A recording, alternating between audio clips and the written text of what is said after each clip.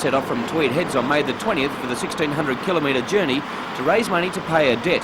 Not the normal type of debt, but one of gratitude to the doctors and medical staff of the Camperdown Children's Hospital in Sydney. Last year, Alan's 5-year-old daughter Angela underwent a delicate operation to correct a heart defect she had had since birth, an operation that was successful. And Alan felt that he would like to repay the Children's Hospital in some way. It's something I've always wanted to do, especially when my daughter's had the heart surgery. But it's just generally a lot of children that you see in the hospital. Not just kids that have been in the cardiac ward, but ones that have got cancer and leukemia and spina bifida, whatever, you know. Helping Alan with moral support today as he rode to the International Sports Centre was Knights captain Sam Stewart, who was shaking out the cobwebs after yesterday's epic win over the Canberra Raiders, and Robert Hadley, who was guiding the tandem. Despite some rain and a brush with the car in Taree, Alan is happy with the way the fundraising ride is going. I've been with the Lions clubs. They've been billeting me out and looking after me along the way, and the response, like from them and the public in general, has been excellent. And I think now that we're sort of getting closer to, like, into Newcastle and Sydney and that, well, I just hope that you know, people can dig deep, sort of thing, and help out for the cause. What's the feeling that you're getting?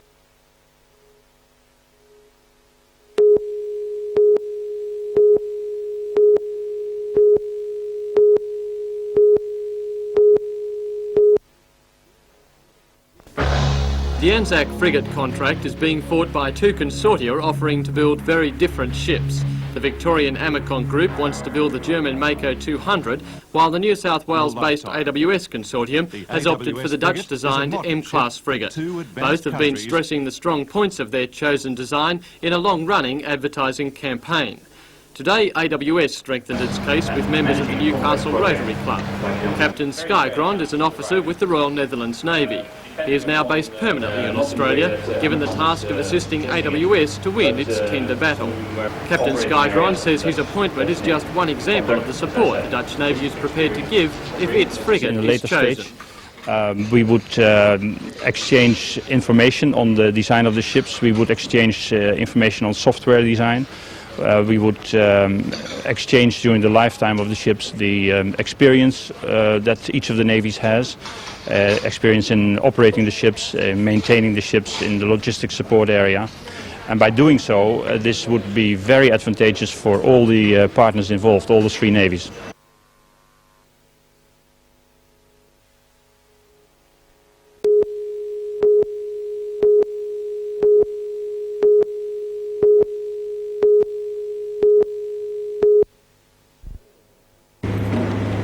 The durable plastic crates are highly prized by the public as clothes baskets, toolkits, feed bins and just about anything but the purpose for which they were bought. The crates are clearly the property of the Fish Marketing Authority, but the co-op is recording an annual loss of about 1,000 boxes a year, and now they want them back. Police have been asked to help recover the crates.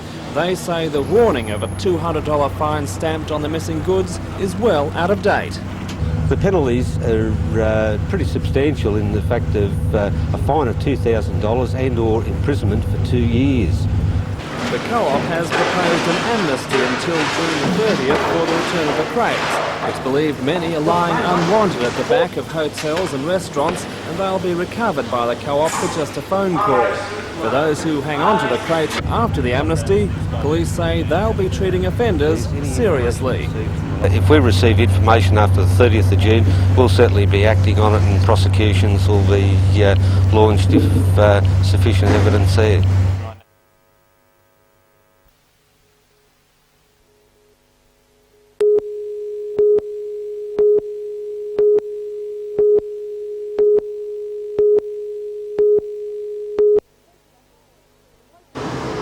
Closer to home, the NRMA report says the number of car thefts per 1,000 policies in Newcastle last year fell by 20.8% compared with 1987. The drop in the number of cars stolen here was in line with the rest of the state. The total cost of this kind of theft to the community, however, was staggering. In the Newcastle area, about 550 cars were stolen, worth more than $2.1 million. This was significantly lower than on the Central Coast, where 722 cars were reported stolen, totalling more than $2.8 million. The cost of thefts in the Hunter Valley remained around $915,000, while in Lake Macquarie City, the insurance fund paid out more than $1.2 million. Although the NRM May did not highlight the region's black spots for car thefts, the report described Gosford and Newcastle as medium risk areas, while other local suburbs received a low risk classification.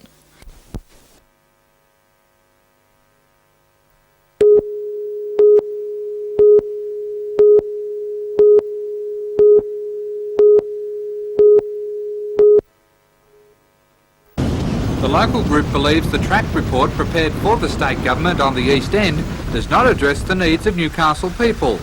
Instead of subdividing and placing housing on sections of the former industrial and rail shunting yard, the Parks and Playgrounds group believes the 3 hectares should become an open space area.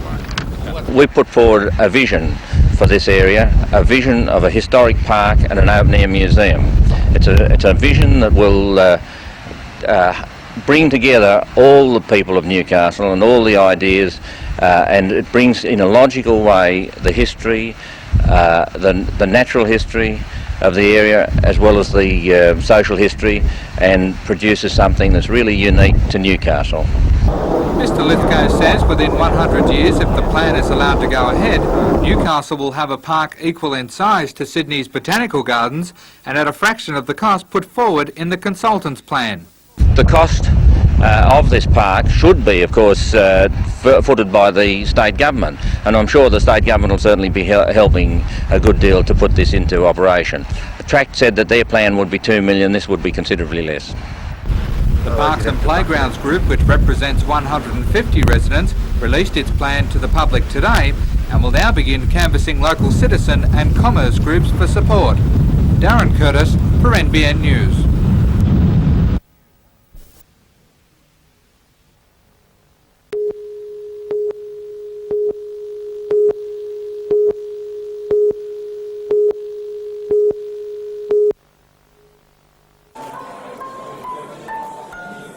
Japanese is studied in over 70% of the region's schools. The Department of Education hopes that by next year, every high school in the region will offer the subject.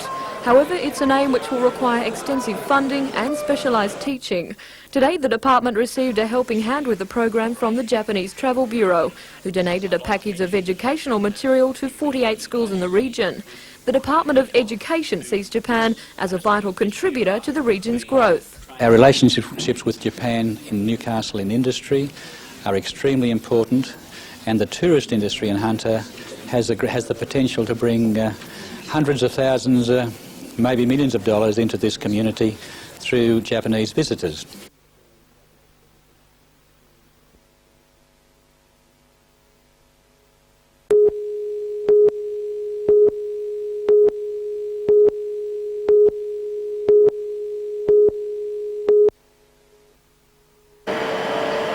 The pattern makers have the exacting task of creating the wooden forms which will eventually press out the moulds for hot metal casting.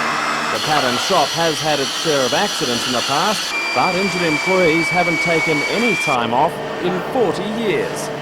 Well, Paul, when you reached 39 years, 364 days, did everybody start to get a bit nervous in the pattern shop? Yes, I suppose they did get a bit nervous. We did cover ourselves for the last couple of days to ensure that we achieved the record. There's not many places here or outside that have achieved that standard. What's the secret? I think it's just the bloke's attitude towards their jobs. There's an element of luck involved as well? In some cases, yes. We have had some major accidents here, but the blokes have returned to work. I think that's a major thing. If the bloke can return to work, get on with the job. To recognise the achievement, BHP put up $1,000 as a bonus to the 10 pattern makers. They used a little over half for a celebration dinner and donated the remaining $400 to Salvation Army Captain Graham Want for the Red Shield appeal.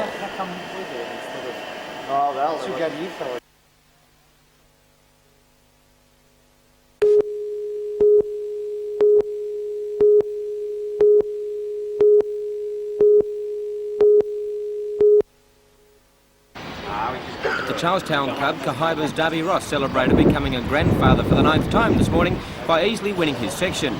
Darby raked up 4 wins from his 5 matches, dropping his last match to the current state singles champion Terry Maguire of Lismore, but he was already safely through to the final to be held at the Hills Club in Sydney later this year. In the other section at Charlestown, Terry Harmer of Maitland City and Terry Foot of Uralla tied at the end of the 5 matches. Both bowlers had won 4 games, 10 sets plus 12 shots. The rules for the tournament called for a 1-set playoff, and it was Terry Harmer who won the sudden death to join Darby Ross in the final. At the Tuggerah Lakes Club, Waratah bowler Doug Howard won his section, going through undefeated as he sounded a warning to his fellow finalists that he will be hard to beat. The other section was won by Ross Logan of Narrabri, who had 4 wins and played some brilliant bowls to also make his way to the national final.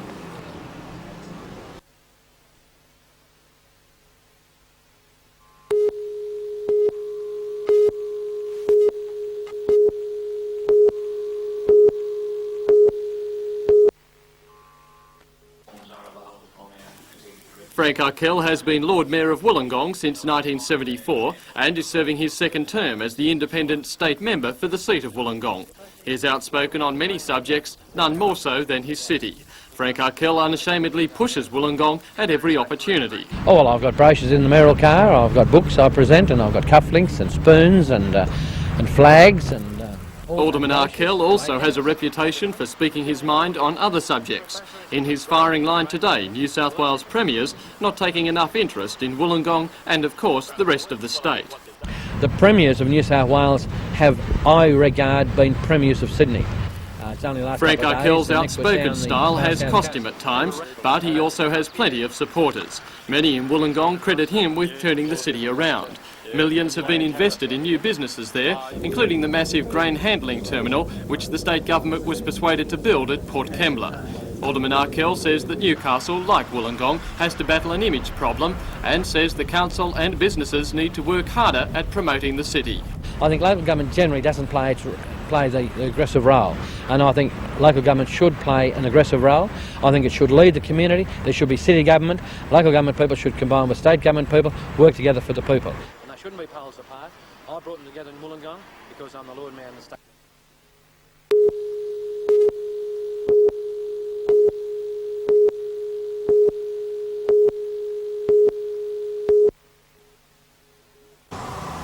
The worst hit by the interest rate hikes are the first home buyers.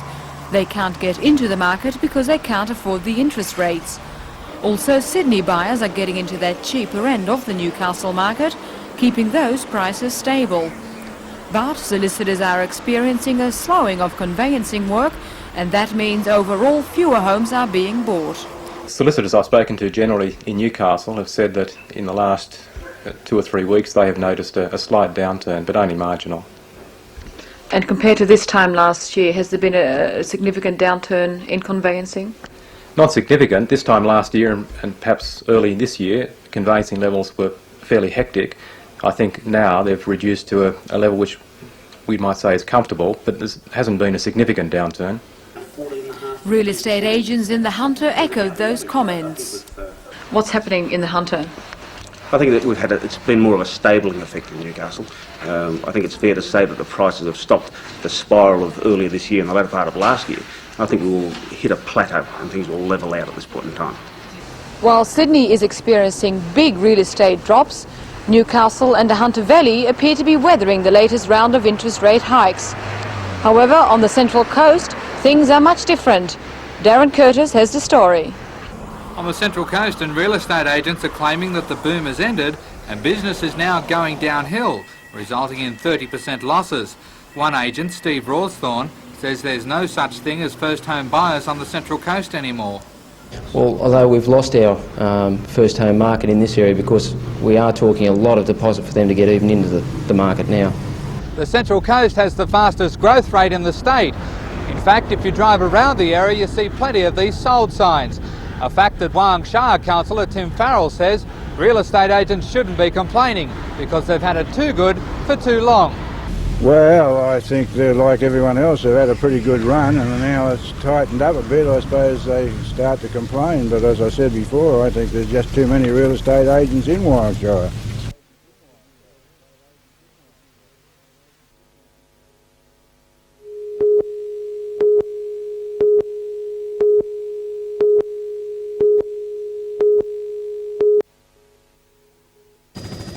There will be manufacturing services, integrated steel, market mills and computer systems.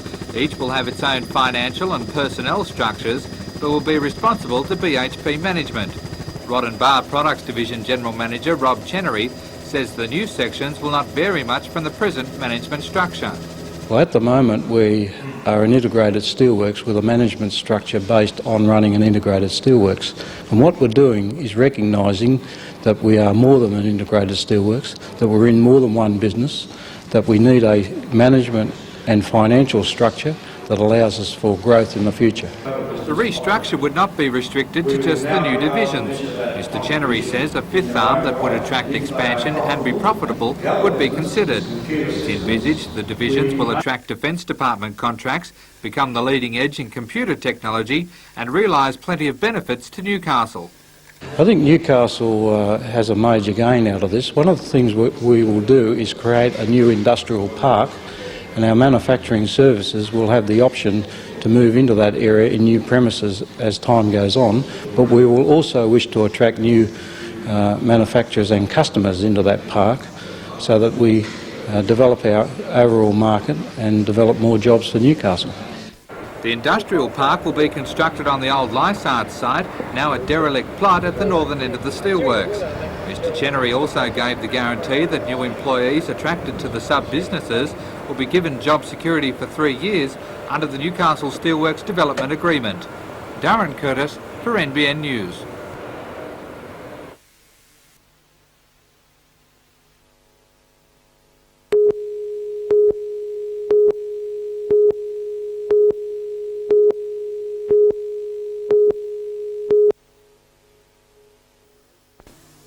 The leaked $50,000 report commissioned by the Water Board made headlines across the region's media yesterday, all focusing on the apparent suggestion of massive pay increases for high-ranking board personnel.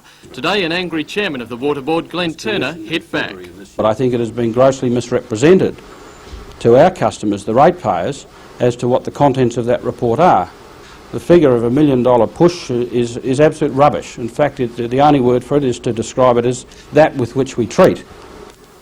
Mr Turner says the leaked report is in fact only for the Board's consideration and the advice will not necessarily be followed. He says it lists a broad range of possibilities for structuring executive salaries in line with the organisation's long-term plan to become a commercial organisation. Although 3 of the top managers of the Water Board are underpaid according to the report, 9 still earn in excess of $80,000 a year. Glenn Turner, however, makes no apology for the size of those wages, saying it's the only way the Water Board can compete with private organisations for talent. Well, I think that's the market rate, and I think the evidence from the report by Coopers and Lybrand is that we're paying the market rate, not above, and in some cases slightly below.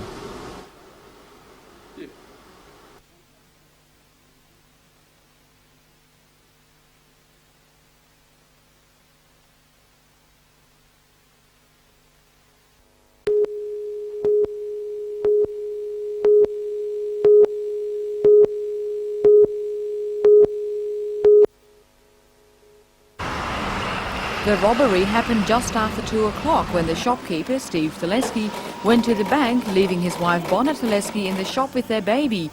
A young man entered the shop and threatened Mrs. Teleski with a knife. When I left to the bank, next minute he turned in the shop, he pointed the knife here into her and said, "Give me the money from the till." There had been about $460 in the till. The bandit ran south into Glebe Road towards the junction. Despite threats, Mrs. Teleski phoned the police. And he told her if she called the police, he's going to come back and heal. Police are looking for a weapon and other clues.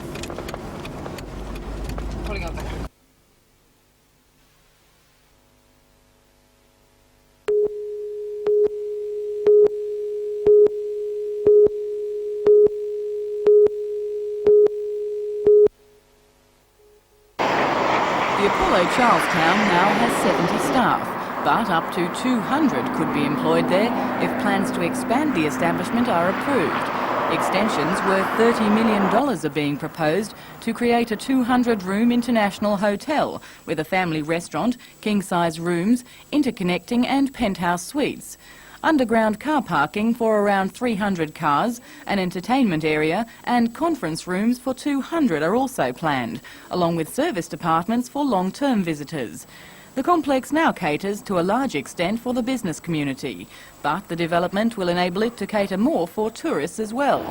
9 residential properties have been bought to enable the development to go ahead. Land must be rezoned from 2A residential to special business. The Lake Macquarie Council has yet to approve the development. That should take 6 months. The council has always been very supportive of appropriate development, and it is environmentally sound in terms of it isn't a multi-storey building or anything like that. It's a 3-storey development, much along the lines as we have here now, and it fits in with the landscape here. Attending the plan launch, Mayor Ivan Welsh confirmed rezoning shouldn't pose a problem, as plans are sympathetic to the environment. Revegetation is also planned for surrounding land, and an atrium with trees and fountains will be another feature of the hotel. When complete, the complex will cover 13,000 square metres.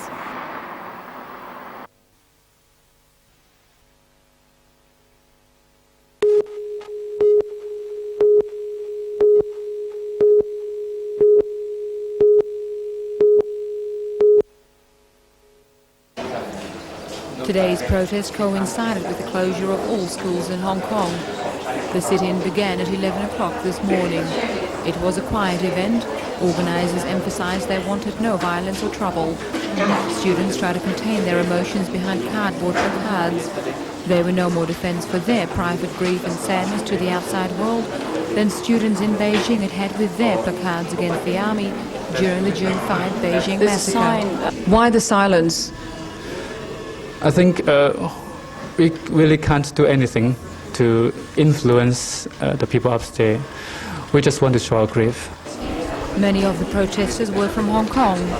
I think after the course, we all will return to Hong Kong, the home country, or maybe part of them will return to China.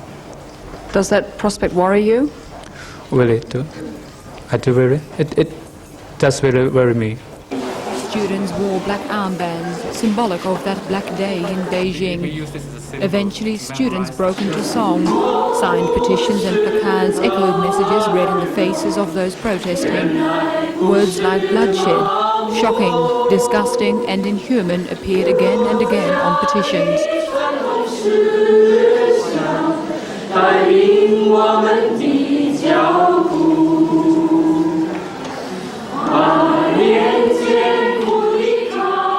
A large number of Australians in silence shared their grief. It's just appalling what's happening. I think it's disgusting and sickening to think that the world's turning out like this. I think it's really sad to see what's happening. I think if it happened in Australia, we'd hope that the Chinese students would feel the same way to protest.